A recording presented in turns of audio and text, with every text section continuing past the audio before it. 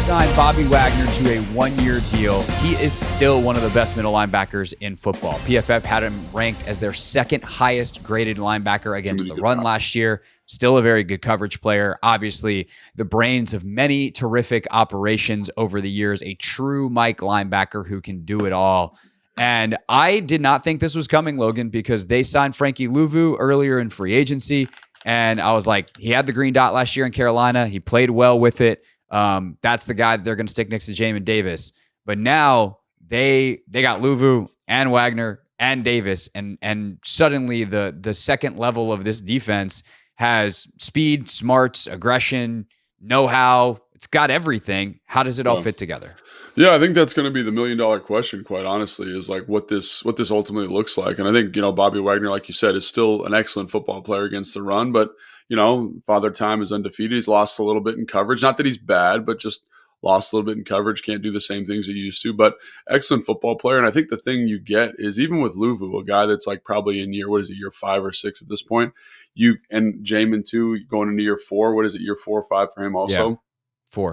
I think the ability to have a veteran in the room to kind of mentor some of those guys, I think is extremely important. Just kind of show what it means to be a professional. And one of the things that I thought the last staff kind of overlooked is they overlooked the value of like veteran leadership. And if you look at these signings, right, you get a veteran tight end and like I like Logan as a veteran, but he was like relatively new to the position. And now you get Zach Ertz, a guy who's done it all, right, at every level with multiple teams and really has fleshed out his process. And then you look at Austin Eckler in the running back room. Apparently he's just like the ultimate grinder, the ultimate professional when it comes to getting himself ready to go. So now you get B-Rob, a model. Maybe he's not mentoring B-Rob on the day-to-day, but he gets a model, right, of how to be a professional. I think that is so, so valuable. Now you add Bobby Wagner, not only for the linebackers, but for the whole defense, a guy that, again, is like borderline Hall of Fame type player. And I just think getting those pieces, and they're not on long-term deals. They're not, I don't think, part of the vision long-term. I think they could be if they do well this year. You could sign an extension, whatever it looks like.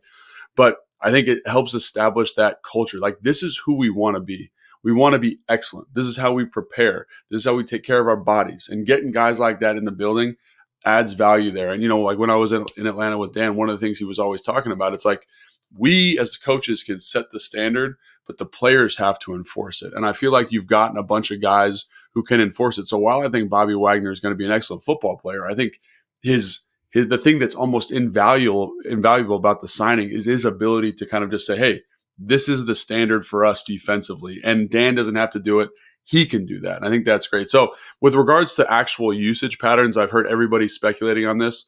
It's way too early for that. Because like one of the things about Dan in the defense, especially if you watch him in Dallas, the evolution based on the personnel he had available was kind of the thing that made it awesome. So one year they've got 3 linebackers on the field a ton. One year they've got Anthony Barr rushing the passer and 2 linebackers, right? And then this last year it's a whole bunch of nickel players. So I think the thing that's beautiful about Dan and hopefully Witt is that they're going to say, this is what these guys are good at. How do we maximize everybody, right? How do we kind of put these guys in the best position to be successful? Chin, I think, is another great example. Like, he's a great movable piece in the defense. And so how do we maximize all these pieces and get the best version of the defense? So I think that's the thing that I'm excited for, is just the flexibility that all these signings give you, and having Wagner in there. Again, it's in the same way that the draft, they now have flexibility in the draft. They have flexibility at the linebacker position, because now maybe Louvu, we like him as a third down pass rusher in this sub package of our defense. I don't have to worry about, who do we put at Mike? Like, maybe that's Bobby, or maybe it's Jamin, or maybe Jamin is kind of playing an over, whatever it looks like. We now have flexibility to kind of make some of these decisions and maximize all these personnel acquisitions. Yeah, I talked about this with Bullock the other day on the YouTube live that we then put here in the Take Command feed. But you kind of have this rotating cast of characters that are going, and now I think we can see the thing that they're rotating around, right? If this is a galaxy or a universe or whatever, the solar system of talented multi, and I'm using the word versatile to avoid position flex, because position flex is scarring for people, but like positionally versatile players, they have to rotate around something. There has to be something that is like the constant. Bobby Wagner to me is the constant. He is the guy that is going to be out there every single snap, giving everybody direction. But then you think of who else is out there. Luvu is a movable chess piece. Chin is a movable chess piece. Jamin, to an extent, is a movable chess piece. Quan is a movable chess piece. Right. Almost every single defensive lineman they have that's not Big Phil is a movable chess piece on some level. A guy like Fowler, maybe it's, is he 5 to all the way out to like a wide 9? Is he in the hand in the dirt? Is he standing up? Like there's different ways you can rush him. And he's obviously played with Dan and has probably moved around, and maybe he's rushed from the inside. John and Duran haven't done it a lot, but they can rush from the outside if you want to create the right matchups there. And those still are your studs. For all the guys they've brought in, those are probably the 2 most talented defensive linemen you have. Dorrance Armstrong, inside-outside flexibility. All these other guys. Cleveland Ferrell, hard edge setter, maybe not a ton of pass rush juice, but is strong enough to play inside-outside and a variety of different, alignments from a tackle position, an edge position. So you have all of these movable pieces that now you kind of need a conductor to change metaphors completely. You need a conductor to be able to keep everybody on task. Bobby Wagner, as good of a conductor as there is in the NFL. Yeah, and I think that's exactly right. And I also think I think that's the thing when you look at Kyle Van Noy, like he was kind of that piece for them last year. There's times where he's off the field because you have a guy like Luvu who can step in certain situations. And again, the diversity that it brings, the consistency that it brings, and the professionalism that this type of signing brings, I think is huge. So, I think it's awesome. And I think the thing that I'm most excited about is like when they start practicing, like what does this sucker look like? What are these roles? Who's where? What is their vision for these guys? And I think that's the thing that I'm most excited about, because again, you have guys who are smart defensively on that side of the ball. You have a guy in Wagner who can help execute that vision and what comes out of this thing, because like I said, right. Dan does a great job of every year kind of saying, oh, this guy doesn't do this super well. Let's find a way to maximize him. Let's put him in a better spot. Let's put this guy in a better spot. And I just can't wait to see what that looks like. So. Yeah, for sure. And to go back to kind of the larger picture here, when you build something, and all the contractors listening, hopefully I don't mess this up, but like first step is the foundation, right? And years from now, when you have this really fancy house that hopefully has a big sign out front that says Super Bowl champions, right? Like that's the ultimate goal. There's a layer of concrete and that is underneath it all that you don't see anymore. But everybody who knows anything about anything knows it's the most important piece, because if that's not there, the whole thing collapses.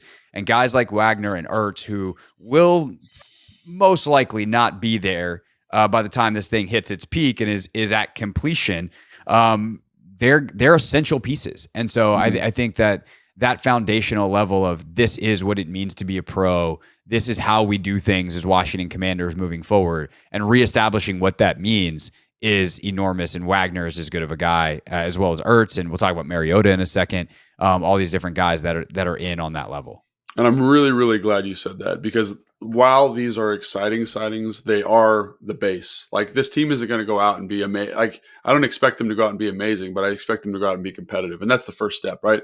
Be competitive each and every week. Like kind of like, just to draw a weird comparison here, but like Arizona was last year. Like I don't know what their final record was, but whatever, 5-12, whatever it was.